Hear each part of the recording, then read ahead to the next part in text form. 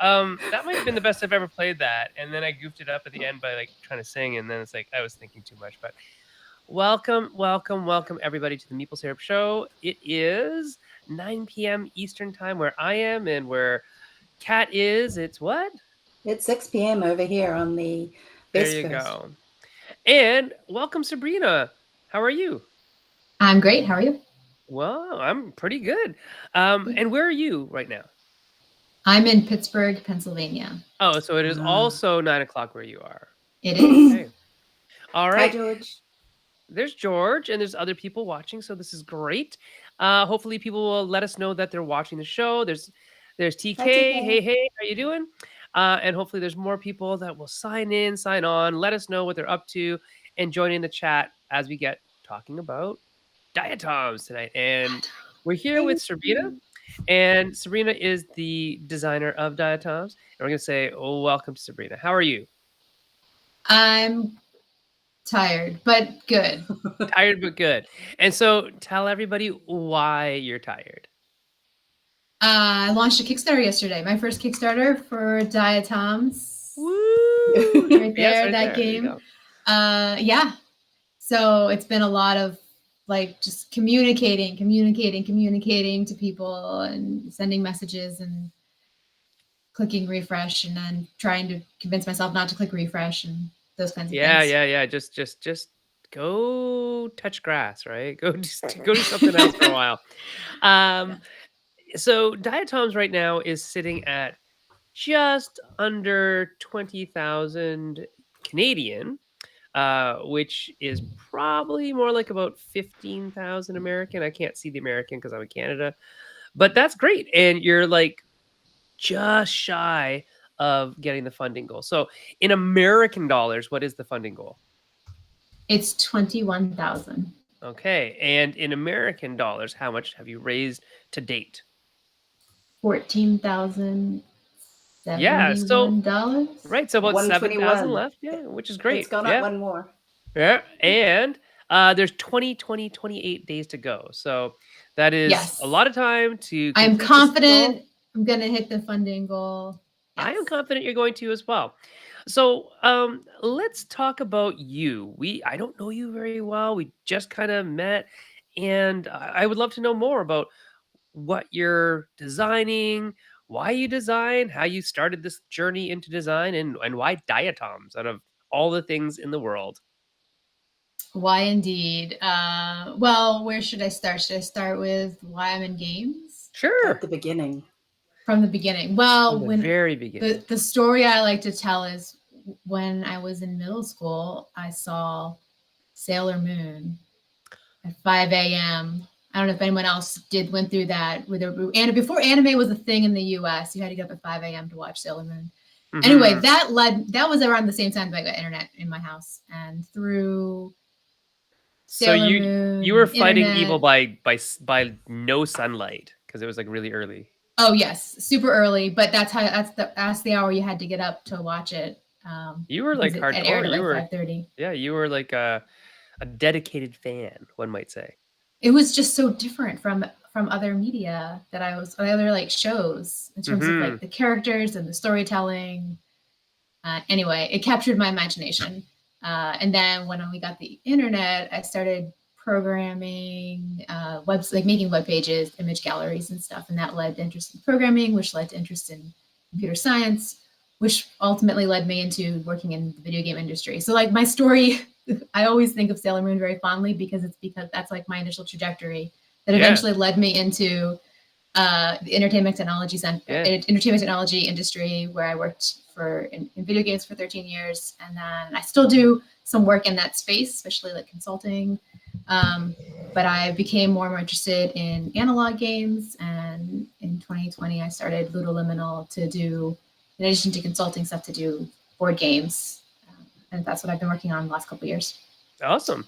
So like Usagi was like a gateway character for you. Oh yeah. Who like got you into like games. That's awesome. Yeah. And all that kind of geekdom, fandom, nerddom, whatever you want to call it. You never know what's gonna tip you into interesting little directions for your life. So For sure, for sure.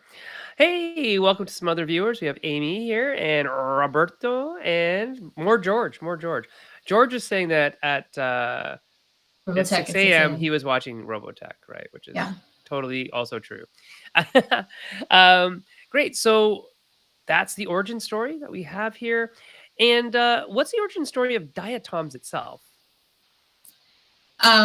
Well, in 2020, Mm-hmm. I made a video about playing games with my daughter, playing specifically The Sims 4 with my daughter through the pandemic, and sort of Right. the lens of seeing our lives reflected through what we made together. And at that point, she was elementary, like first grader, and that aired at the Games for Change Festival, which was Okay. online that year because we were in the Yeah. pandemic. And then Yeah. through that, I got connected to this organization called Korean Initiatives, who was launching, they're working on sort of elevating the next generation of math learners. And they were just really, they were captivated by the idea of like using games for this purpose. And so they were working on that. And through that, I was able to get a fellowship with them to work on a thinky family game that supported Right. math identity. So it was like this little series of, connections. Mhm. And that was the start of brainstorming for what would become Diatoms. I did a bunch of different prototypes, a bunch of different types of game directions. And one of those was a game that I was calling at the time Fraxagon. And the main part of Fraxagon, if you've seen Diatoms, the water tiles in the center of the table, Yes. that existed all the way back then. similarly to that in that game. And I did a lot of development on that game. I thought that the mechanics were compelling, but it didn't have a theme. It was abstract. And I think a theme, brings so much. I was kind of stuck on like how could I get like the appeal and joy and interest that comes from having a theme layered on top of the game? And the why. Mhm. Yeah, exactly. Why am I doing this? Like a sense of who am I as a player, and why are the rules this way? Why does the mechanic work this way? All of that appeal and delight that you can get it in an abstract game. I'm not saying abstract games can't be delightful and appealing, but I do think that a theme offers up all these opportunities. So I was toying with that game. I was experimenting with some really weird versions of the game. Mhm. And then I went to my first Unpub. I took a weird version there and plus play tested it, and it did not go well. But while I was there, I went to the Baltimore Aquarium. And at the Baltimore Aquarium, in front of the dolphin tank was a sign that said, "We're growing beneficial algae." And it had a photograph of microscopic diatoms in these gorgeous geometric shapes. And I'm sure I heard the word diatom in science class in high school, but I don't think I ever really, saw them. And the beauty they possess. Yes, and I mean, they in are. They're really particular, quite beautiful. they're so gorgeous. If you've never, anyone's watching, if you've never like looked up diatoms on the internet, just go and look. In particular, there were triangular ones, which kind of made me think about theming my game. I was already kind of experimenting with this like crystal theme, so I thought maybe it'll be algae. So at night at Unpub, I was Googling diatoms, and I saw one of these diatom mosaics. And I was like, "What is that? I have to know what that is." And it just was rabbit hole. Down the internet rabbit hole. An usagi hole. Usagi means rabbit in Japanese. It all connects. It all connects. Yes, This is That's very how life much goes. And it's very funny. Like I found this whole story very interesting. Like just by like putting yourself out there a little bit, you linked up with some people who said, "Hey, how about you make us a game?" And then while you're making a game, you're like, "This is not going well. I'm gonna chill out at the aquarium." And then like, oh my gosh, there's this thematic, punch in the head, I guess, almost, that said, "You should do this." Oh yeah. Yeah, no, it's a great anecdote for like get out into the world if you're stuck, and you never know what's going to happen out there. Or listen to lots of podcasts. That's one of the things I've noticed a lot about like playtesting at conventions or at organized playtesting events, as opposed to just playtesting with friends and family and things like that, which is also very important. Somehow, when you've got this gathering of designers, there's just this vibe, and if you just lean into it, you end up getting all of this I can't even explain what it's like, but if you're a game designer and you've never been to an Unpub or a Proto Spiel or any of those types of things where it's full of other designers playtesting their games, go. It's just this amazing breeding ground. And I don't really want to say that when we've just been talking about microorganisms, but it is. It's just this place where all of a sudden you're like, oh, and there are people who are just so keen to help and give you ideas. And so that must have just been this absolute sort of wow moment when you finally figured out. I mean, most people probably don't know what a diatom is. I think the closest I had come to it until I really saw what they were was diatomaceous earth. And I hadn't really thought about it. I was just like, diatomaceous, there must be something good about a diatom or whatever it is that starts that word, but it's good for plants. Cool. And that's as far as I got. So when you were diving into the diatom kind of thing, what other things did you discover about that concept? Oh, I mean, so that they look so amazingly intricate and they are so tiny and they have tons of different shapes and structures. So that's, first of all, that's amazing. And then as soon as you start reading about them, they're like the only life form on Earth with a silica-based cell wall, which is why they have this amazing glass-like structure. And then it's all sorts of other things, like when they do two different types of reproduction. In one reproduction, when they divide, they get smaller because they're just like using up the silica. So then eventually they get small enough that then they have to like recombine. And I'm not a diatom expert, so it's all through like my layman's understanding of reading about diatoms. But there's this like gorgeous science. They also make like 40% of the Earth's oxygen. They're in like every drop of water all around you. I mean, they're nicknamed the jewels of the sea, but it's not just the Delicious. sea. Go down to a pond or a puddle, you're going to find diatoms. And so, yeah, they're really amazing, and you can't see them.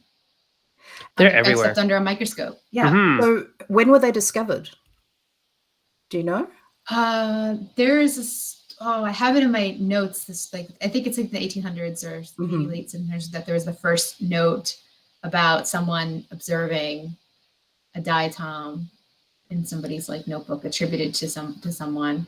But go ahead. They were first observed in 1703 by an unknown Englishman, published by the Royal Society of London in the Philosophical Transactions of something. Wow. There you go.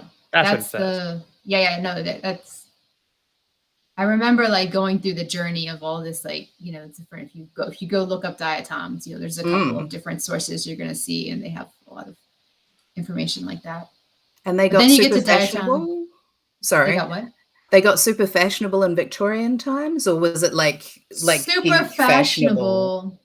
I don't know if super fashionable ever describes diatoms, but there were people who would make diatom mosaics and make diatom specimen slides. There were microscopists who would create slides, and other people would purchase them either like for research or I don't know, like personal collection. Their curio cabinet, I'm not sure, but there were people whose jobs literally were to prepare microscope slides. I'm sure that people still do this today, but at that time there was the microscope was becoming more accessible. And again, I'm not a historian, but this is kind of what I've absorbed by reading about this stuff and following it. And so you start to see people experimenting with art under the microscope. There's like a whole thread about like microphotography and making like a microscopic amalgamated photograph, like mosaics that are only visible under the microscope. But some portion of people were working with diatoms. Also, butterfly scales were a thing. Oh, neat. And they were making. Oh, yeah, they're fascinating too. Butterfly scales are neat. Yeah, you can look up butterflies, like butterfly diatom mosaics. Oh, and there are these gorgeous. Yes, they use the diatoms for the vase structure, and then they have flowers and organic birds and stuff made out of the butterfly scales because they're kind of fluffier. It's everything that's like obsessive and wonderful about human artistry combined with this amazing aspect of science. And AI can't replicate it. Just saying. Yeah, screw you, AI. All the AI overlords that are currently watching. So it's really interesting. The that kind of dedication, that obsessive dedication to this small, small stuff is very, very of that time, right? Very, Yes. very of that period of science and of pretty very much British type science, right? And I didn't actually understand um why is this game in a circle and why is it like this? And oh, now I get it. Like you're actually making like a mosaic with Yeah. diatoms because I was reading up on them just a little bit. And there's this thing like how to clean your diatoms. It's like, why would you clean them? Oh, so they can look better on a slide. That's why you would clean them. So there's all this stuff that Oh, I didn't know there's about diatoms. yes, there's like all this technique. Actually, my sister gave me this gift when I kicked off the campaign. I haven't Oh, gone through it yet, but this book is like from the late 1800s, oh and wow.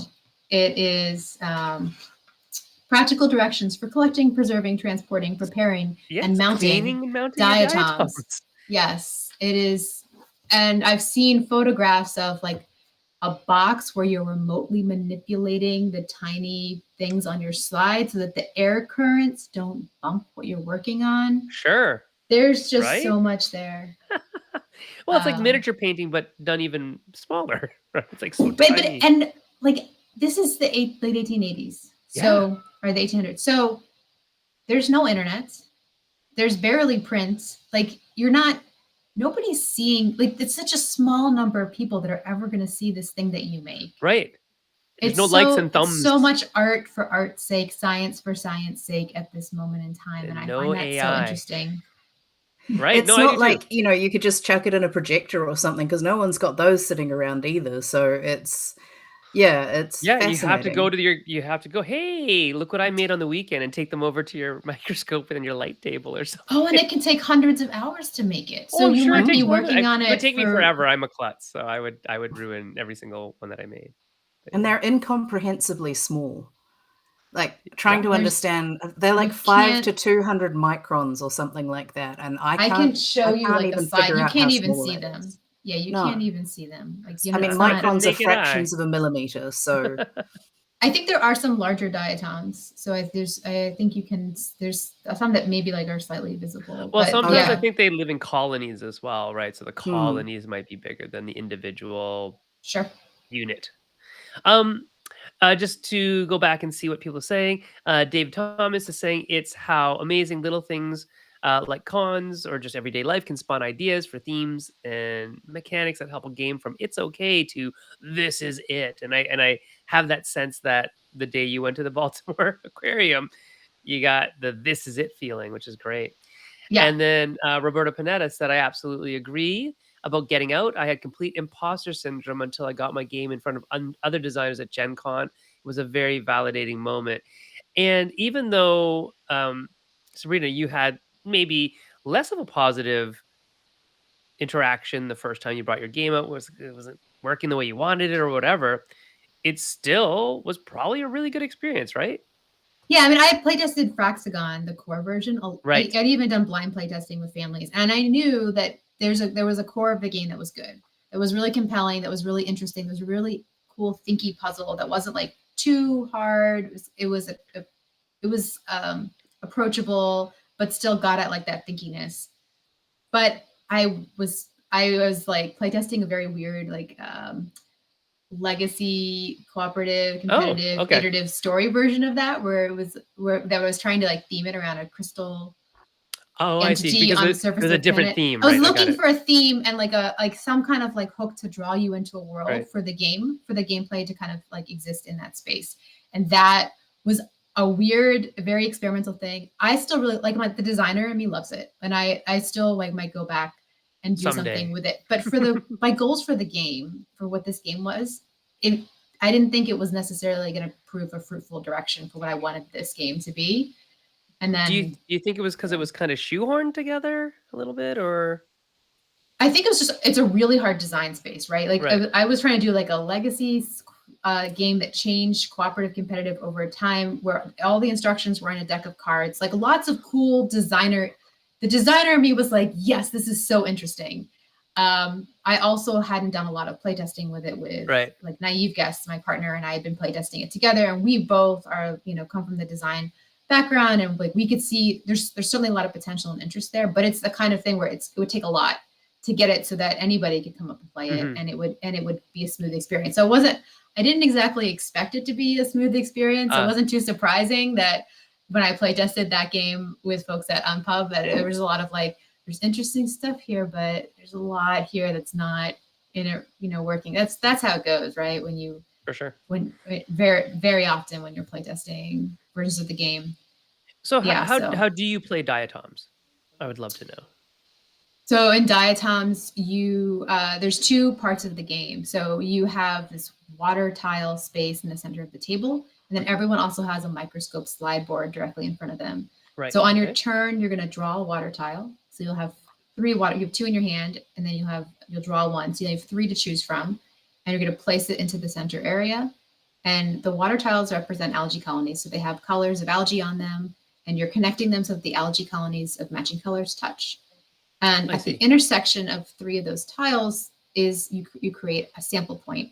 And there's a little lens tool in the game that you can hold up and see your sample point. And based on the makeup of the algae colors, the algae colonies in your sample, that determines which species of diatoms you find. That's the color and the shape of the diatom. And then there are these petri dishes full of little diatom tiles, and you gather your diatoms, bring them over to your slide board. Now the next player can start to choose their water tile, and you have until the start of your next turn to arrange your tiles onto your slide board into your mosaic.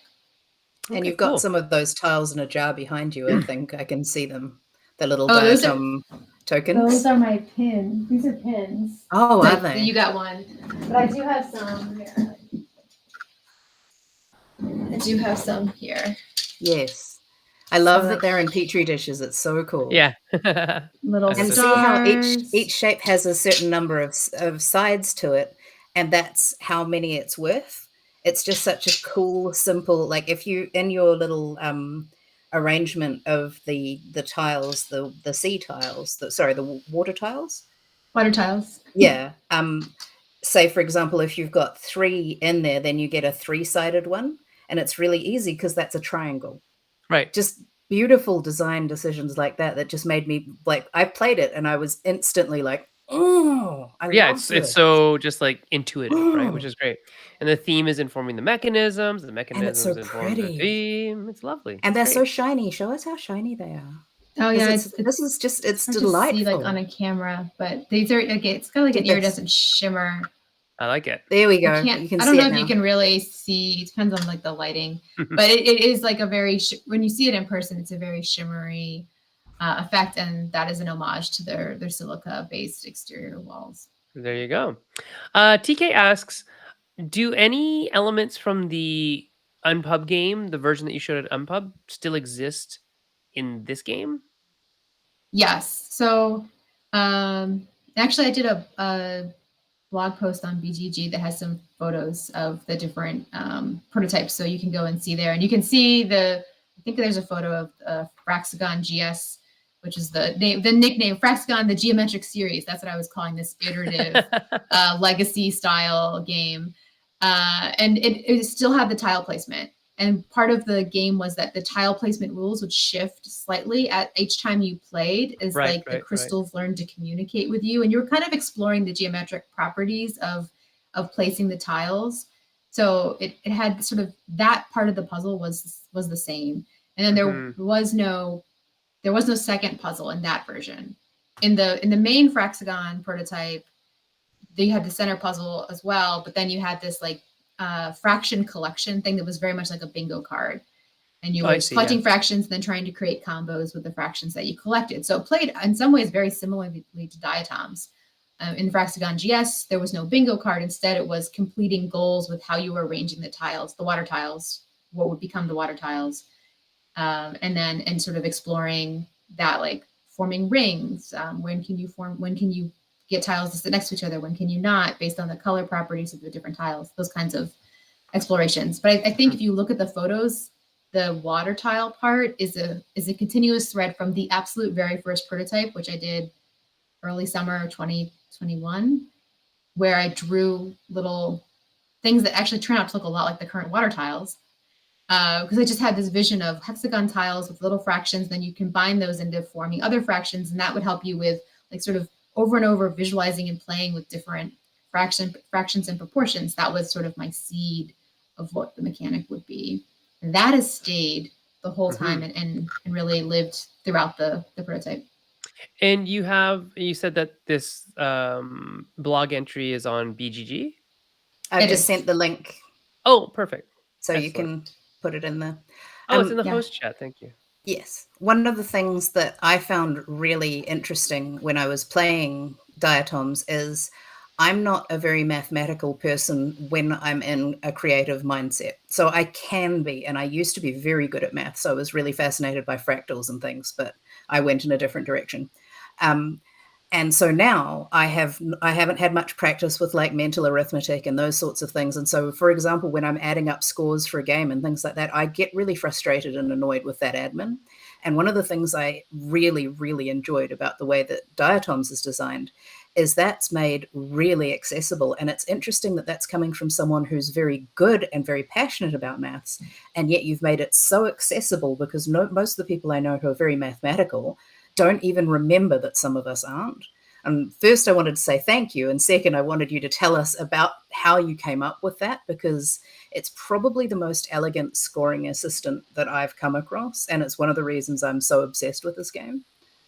Well, you gave me one of the most highest compliments in when we played. You said, like, I did maths and it was fine. And that's kind of what I want. When I decided to do fractions as like one of the focuses that I was exploring for this game, it was because when I talked to adults, there was like this tension about fractions, right? And you could just tell like people were scarred from like feeling just, I don't know, feeling stupid or feeling like somehow that they couldn't get it, that it wasn't for them. And in fact, there were versions of the original Fraxagon prototype that had fractions more like written out with numbers, and you could like people see that and be like, wait, maybe this game isn't for me. They'd see the fraction and be like, maybe this game isn't for me. So I didn't want that. I wanted people to come in, to be invited into a world and play with it and not worry about the math part. The math is just part of what we're playing with. It's not the point. It is just there. And so that I worked really hard for that, for the fraction work that you're doing, visualizing that to make that more of like role play and more visual and less I'm being tested somehow on identifying fractions. And then on the scoring, that went through so many iterations. And I have to give a lot of credit to various playtesters on my server who were doing digital playtesting with me over the summer. I went through a lot of improvements with the scorecard over and over again. I'll probably do a post about like the different versions of that, just trying to get it so that at the end of the game, the last note isn't a lot of math. This feels like a lot of hard work, because the scoring in the game is somewhat intricate, because I'm trying to mirror like how do you judge really truly an aesthetic mosaic. So you just get scored on like color theme, like how much of a color. You get scored on symmetry, which is scored by symmetric pairs on the lines of symmetry. And then you get scored on shape diversity, like how many different shapes you have in these 3 ring regions. And so that's a lot of things to look at the end of the game. You really you look at every single diatom you place and score all of them.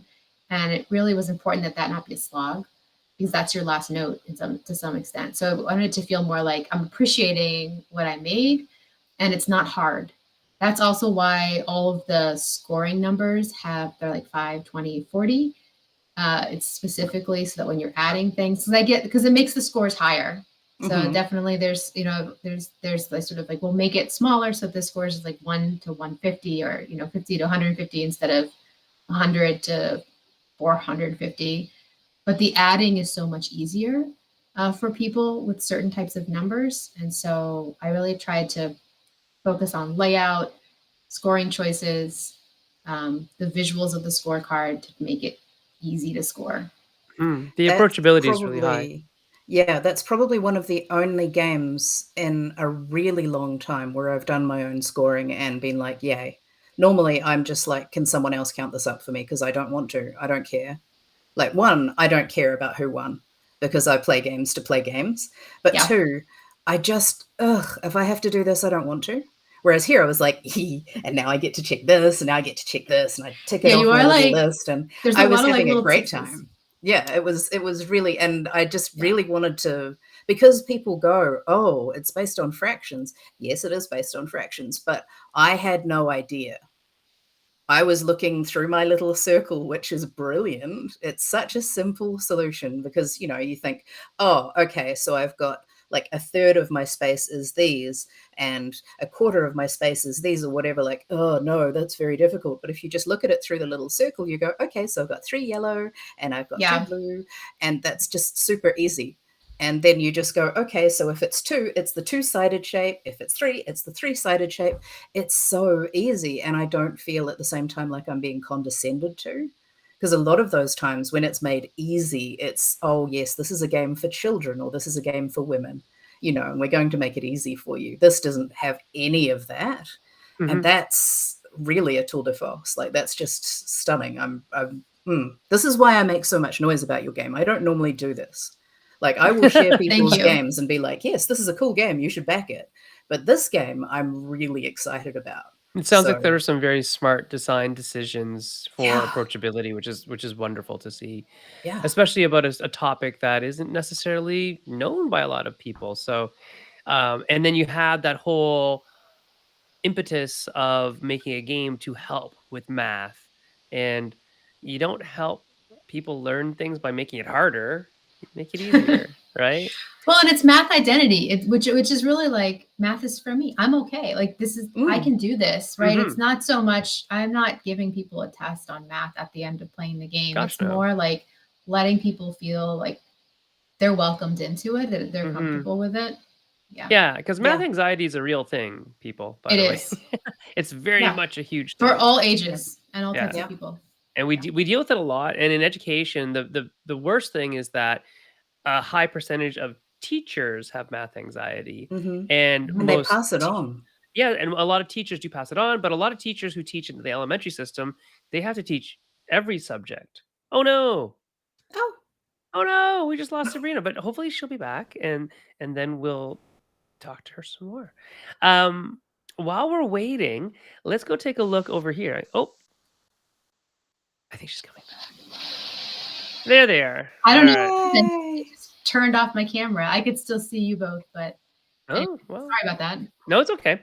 I was just saying that it is really, really important for teachers, especially to kind of, even if math is not for them, to get comfortable with math. And I think having access to products like this that are fun and engaging and show just how interesting math can be without being a chore can hopefully make people not be challenged by math in a way that isn't actually the right kind of challenge, if you get what I mean, right? Yeah. There's math. I mean, it's Math can be delightful for when everybody. it's. I mean, so what happened with me is I grew up in partly in Europe, partly in New Zealand. So I was in the European school system, and I was at a fancy private school, so it wasn't just I was very lucky. I was at an international school, and so I came out of that feeling very confident. We weren't allowed a calculator at all, so we did it all in our heads or on paper, and we were very, very confident, very sort of, yes, I can do all of this. This is awesome. And we had small classes and dedicated teachers because, of course, the school could afford all of that. It's very privileged. This is how everyone should learn maths, though, I really think. And then I came back to New Zealand, and my class was twice the size, and the teacher didn't have the capacity to spend as much time with any of us. And it was very clear that she had once been extremely passionate about maths, but I was 2 years ahead of the class that I'd been put in by that point, because we didn't have accelerated channels for students. And so I was put in a class where I had already done this so long ago that I just didn't care. And so I was just sitting there bored out of my tree. And because we had to use calculators, we weren't allowed to calculate in our heads. We had to use calculators. I lost all of that. And so I was sitting there, and then I found out about fractals by reading, I think it was an Alan C. Clark book or something like that. And I was just, right on the edge of being a mathematician. If you get what I mean. I was passionate about it. I was really good at maths. And my teacher was just like, I'm really sorry. I wish I could give you something. I've given you all of the extension that I've got available in this class. You've already finished this term's exercises. There's nothing else I can give you. And so I sat there and I colored in the squares in my book, making all different shapes and things for like half a year. I made dungeons for Dungeons and Dragons. That's what I did. Yeah, I made like optical illusion kind of Served me like very well squarey in things. And my day job. yeah, well, yeah. Yeah. And We I have just some. think it's such a shame that we have people drop through the holes in the system like that. So Yeah. And it's an interesting topic of conversation. It's not very game related, but maybe it is. I don't know. Is that our school systems being as industrialized as they are, and the purpose of them, et yes, cetera, historically, we do very well at churning out people good in the little worker middle. drones. Yeah, but then Mm, people at either end of that bell curve, because it does exist, um, that's where the service is lacking, right? And I yeah, mean, we know that it's just hard to serve those areas. And I think supplemental materials such as diatoms, this game, it's not necessarily something that is set up as an educational game, no, but I can tell you right now that there's gonna be a whole bunch of game schooling, teachers or homeschooling teachers or teachers who like using games in the classroom that are gonna pick up your game for science and math, right? And I think that's very cool. I'd be yes, super happy with that. And I did talk to teachers who and academics who talk about using games for learning when I was doing the designing, and I've done some of that previously. So that also Yeah. fed into Diatoms. But the goal of the game is a game that can live in family game Yeah. night Yeah, yeah, yeah. or like regular gamer game night. It's just the Sure. same as like in the classroom as a As way it to should spark. be, right? Yeah. Yeah. it does not feel like a family game in any way, but at the same time, it feels accessible to a family. So it's not sort of family in that Like off-putting cute cartoon sense. characters and stuff. Exactly, Yeah, yeah, I but get that. it's fun and it's, yeah, I think that, the mathematical aspect of game design is something we often either try and hide or, or just don't like talking about, and the people who are very mathematical designers often get frustrated with people who want theme, and you've done such a good job of incorporating the theme in such a way that it's a mathematical experience without it being a maths game. Well, I mean, Thank you. math is like the language of life if you think about it. So it's kind of Yeah. cool. Yeah, and so actually, this is something I've been talking about a lot lately, and it might be something that interests you, Sabrina. Is the idea of putting together like actual teaching materials, for not making your game into an educational game. Not saying that, like putting together on your website or something how to link your game to Common Core curricula or things like that, because I think that can really help teachers and homeschoolers and game schooling parents and stuff like that pull your game, find the resource, and say, I can use this now, today, without having to do any prep.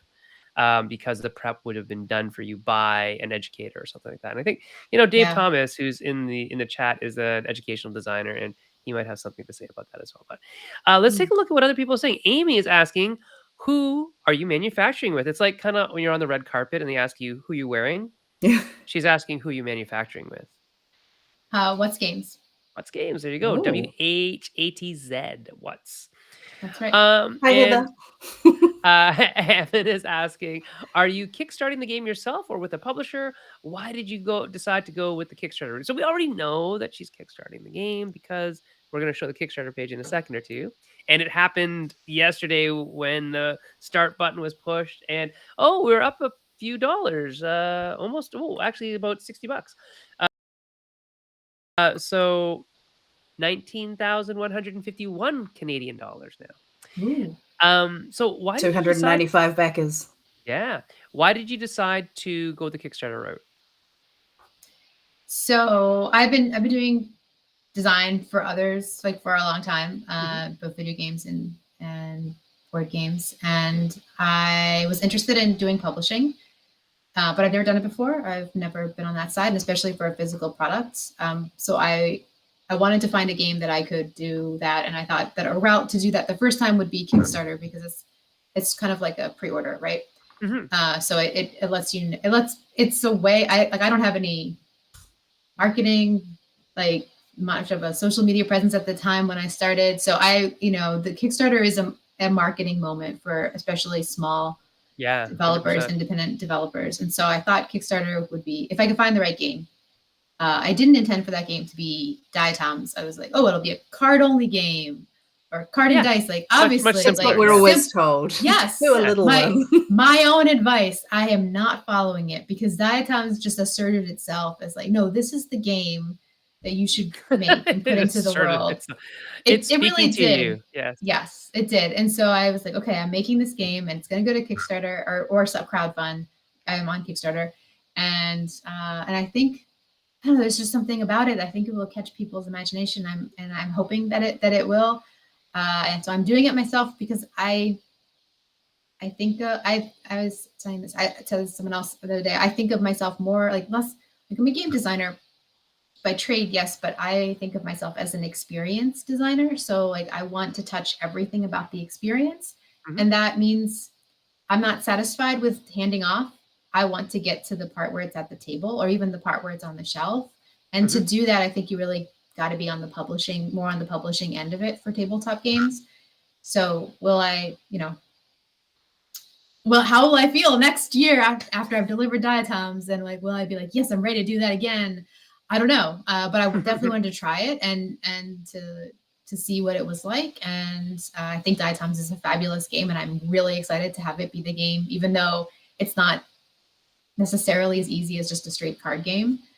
And I'm learning a lot already. And yeah. But I mean, there's one little thing that happened where you submitted it to, what's that competition? Cardboard something? And what was it that happened with that? Oh, that definitely sealed the deal. That's definitely part of Diatoms asserting itself. Yeah, I submitted Diatoms to Cardboard Edison in January of 2023. And my goal was maybe like get on the finalist page because it's a really unique theme.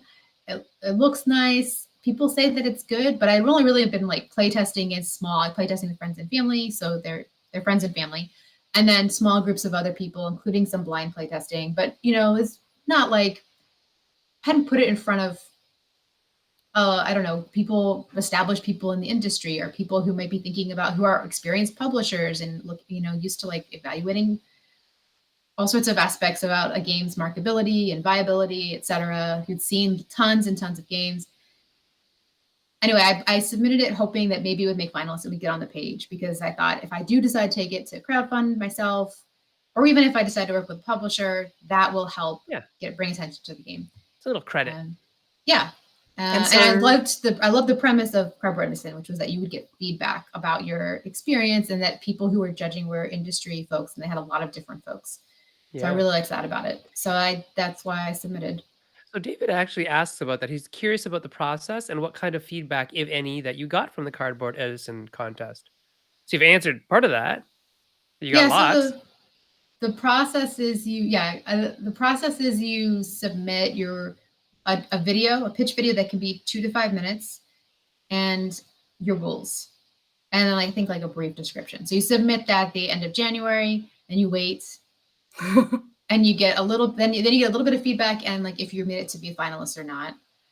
And the feedback was mostly pretty positive and intrigued. And I think one of the things that Diatoms, that the submission did well for itself was that it intrigued people. People wanted to have it on the table. They wanted to see it in person, which I think is like a great little experience thing to aim for if you're going for one of these contests. Not that I was necessarily totally conscious of that when I was doing it, but I think in retrospect, reflecting on it, it was intriguing. And then you send in a physical prototype, and they actually give a very generous window, which was great because I wanted to make some adjustments, especially to like the rulebook scaffolding for the game, because that was something I'd gotten some feedback on, and I was doing some like physical adjustments. So it would be like 6 weeks. Then you send it to them, and then they play the game. They play all the games. They play the games multiple times. They were posting photos of the play sessions, and I was just, lurking like, oh, where's the pictures of them playing Diatoms? It was very exciting. And then you wait again. And then I think at the end of May, maybe, they announced, there was like 2 days before they announced, they sent me an email and they're like, you can't tell anyone, but Diatoms is the winner. which was wonderful. And then they announced it, and then I got a spreadsheet of feedback from the various people who played the games, and they have a ton of judges, but only some section of them play each game. So I didn't get feedback for every single person on their judging list. But I honestly, overall, the feedback was super glowing and very validating, and it made me feel confident that this would be a game that could do really well, and it withstood scrutiny by a large number of people who are very familiar with game design industry. So it was a big confidence boost. Yeah. That sounds great.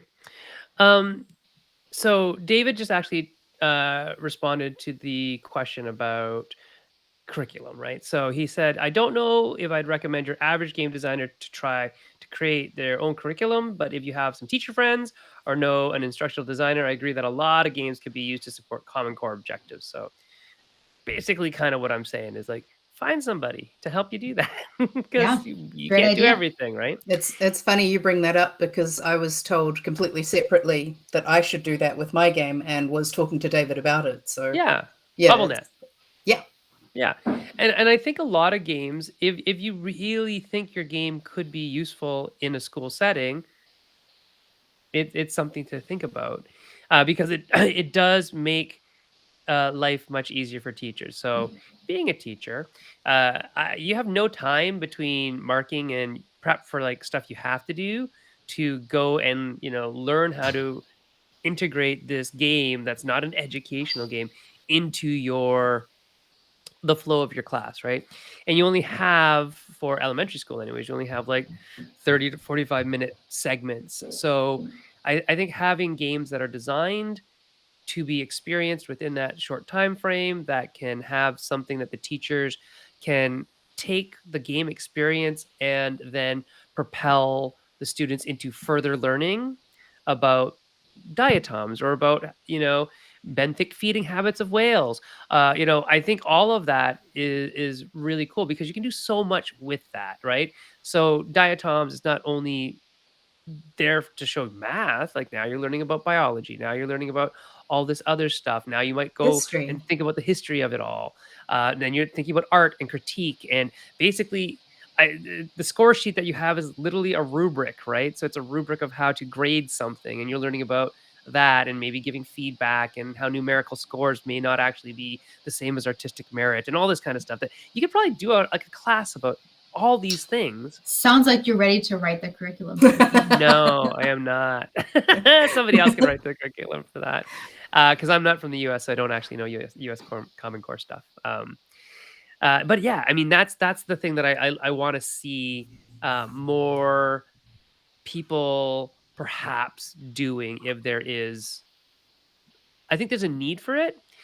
I think more people need it than know that they need it, or know that they want it, or know that it exists. And as soon as a couple things happen where it's like, oh yeah, and there's this little instructor's guide, then people going, oh, does that exist for this other game? Does that exist for this other game?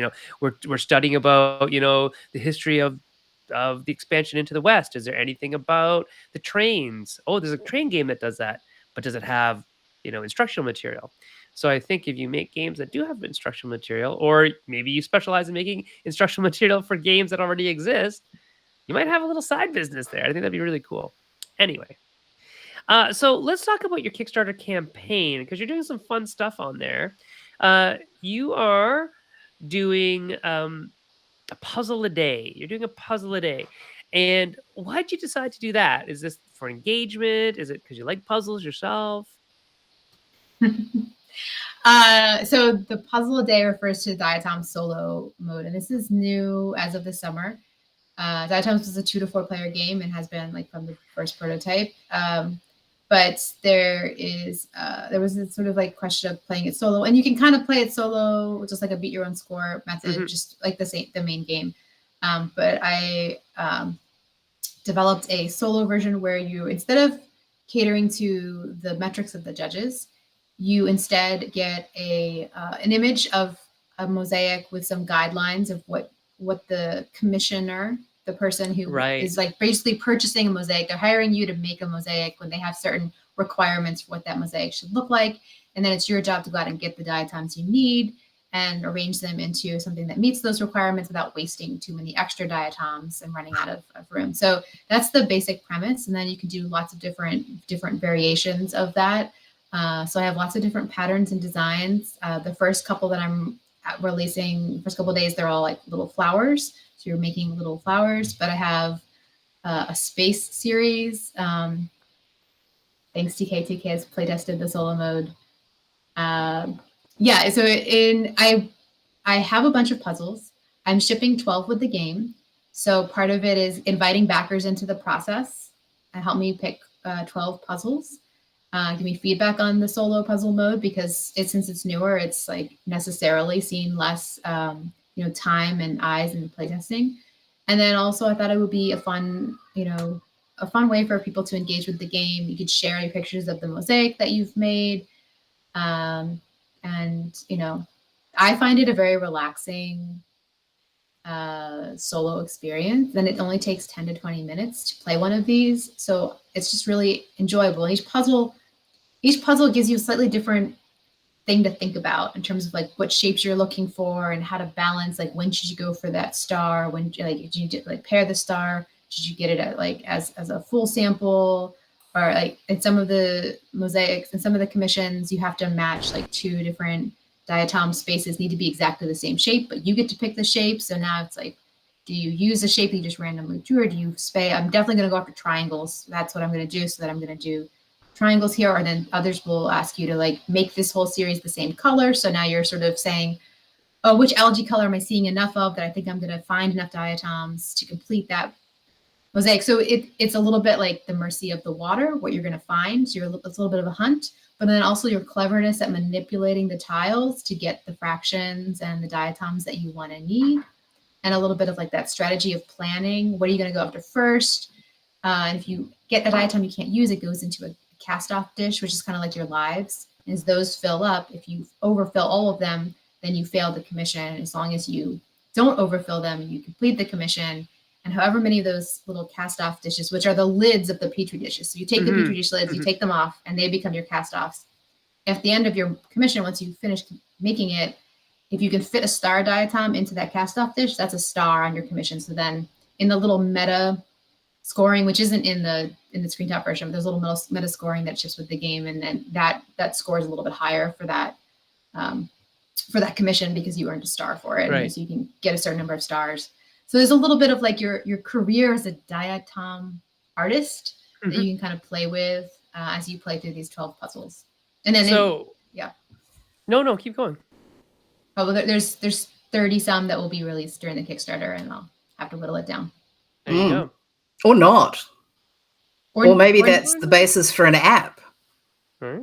Yeah, there's certainly, it would be fun to do more. And I have some other ideas to take it a little bit further. We'll see if the reception for diatoms is great. Then I think there's lots of room to do more fun miniature microscopic mosaic gameplay. So it's very fascinating because I'm pretty sure that people who are watching don't know that this is actually something that kind of happened, right? Like there were actually artists who would like make slides out of like diatoms and butterfly scales and stuff like that. And they're remarkable. Like you should go online right now and go look up like people like Harold Dalton, or just look up diatom mosaic or butterfly scale mosaic, and you'll find some really cool things. You go, oh yeah, that's a neat picture. And then you realize that it's done like using a microscope. Like these are tiny, tiny, tiny, tiny, tiny. So that's really, really cool that, it is still thematically correct that this kind of stuff could have happened, right? Where you're getting on the art. Yeah. On the Kickstarter page, there's a section, there's like a link on the side, like the Lost Victorian Art Form. And I embed a video. It's a 5-minute video about Klaus Kemp, who was one of the most premier, like modern day practitioners of this art. It's worth the 5-minute watch. It's a really nice short video that sort of, he demonstrates like arranging the diatoms on a slide. It shows a lot of the mosaics. It shows a lot of diatoms. I think it's a beautiful encapsulation of the art form from a modern day practitioner who sadly passed away right like as I was learning about diatoms. He passed away last summer. Yeah. So I never got a chance to interact with him. I would have loved to have shown him the game, but the little short video embedded in the Kickstarter page is a great little overview. They're micro mosaics, I think they're called. That's really cool. So you have all this stuff happening. I'm actually gonna bring it up right now. Let's go screen share some stuff, and let's see what happened. Hey, look at that! While we're chatting, bam, we get, and we're gonna make this the giant view. We're gonna put this over here. Another backer. Yeah, we got another backer, which is great. Come on. How come the shared screen won't go into the big one? Go to the big thing. It's because I'm up here. You have to shrink me. Well, there we go. All right, so we have 296 backers now, and of course, this is the Canadian version. Sorry, Americans, but I'm in control of the screen, so you gotta calculate that and convert it. This is going well. Look at you. This is going. And I think that hopefully more people will see this, will talk about this. And you know what, everybody out there, even if you personally can't back this game because you can't afford it or whatever, or, it's not your type of game, share it. Share it around because maybe it is somebody else's type of game that's within your social circle. And for a lot links in the comments. Yeah, for a lot of us, that means even more than you personally backing it yourself, is if you share our work. And I think this is work that deserves to be shared because it looks beautiful. It plays brilliantly. It won the 2023 Cardboard Edison Award. It says so right there. I mean, you can't take that away from the game. It's awesome. It even got a project we love from Kickstarter, which is hard to get, let me tell you. It is very hard to get. That's impressive. Yes. And I will say, if you like Azul or Calico or Sagrada, these are all games that sit like really nicely in the same kind of like thinky, but like art-based space. I think they're like, actually, there's like, I'm gonna propose like a beautiful, like a flight of games. It's those four with Diatoms included in there. So if you like any of those games, then you probably like Diatoms. Yeah, that's good company to keep, right? So hey, you know what? We have actually talked a whole lot. We've talked a whole lot, which is obviously great because we like talking to you. But I totally didn't realize how much time had passed, which is a really interesting sign. Like when I lose track of time, it just means that I'm very interested in what we're talking about. And so Diatoms, I'm very interested in Diatoms right now. Not just the game, but just like the whole fascinating thing with I think Diatoms are so cool. I hope you all think Diatoms are so cool. And I know Sabrina thinks Diatoms are cool. Do you think Diatoms are cool, Kat? I sure do. I actually was considering using them as a theme for a game, and I was like, someone's already done it. Mint. Oh, really? Yeah, I started drawing them before you met Sabrina. Yeah. Oh, I was actually including them in part of Intertitle Survival. They were going to be one of the elements of that. And then I was like, oh, these are really hard to draw. So I stopped. Yeah, they're surprisingly geometric yet organic at the same time, which is could be difficult, right? It's a lot. Yeah. All right, everybody. Well, you know what? I think that might be time. Sabrina, do you have any last words you'd like to tell everybody other than, go support Diatoms, share the link, go take a look at it, even just watch your video. I think that's great. To see a lot of views on a video is also validating, right? Yeah. No, please. If you've already backed the game, leave a comment or share it. And because we're leaving the like honeymoon period of the Kickstarter where a lot of people back really quickly, get into like the entering into like it's like slow, and I just need like this is the space to just keep pushing. All right. We have a bunch of viewers right now. If each of you pick a day and then just share the link every third day, and we'll have enough of us to like last the rest of the campaign, and that'd be great. But if everyone shares it right now, that would also be good. Oh yeah, I mean that'd be great. That's totally we want to get it to 70% before the 2-day mark at least. Yeah, that'd be great.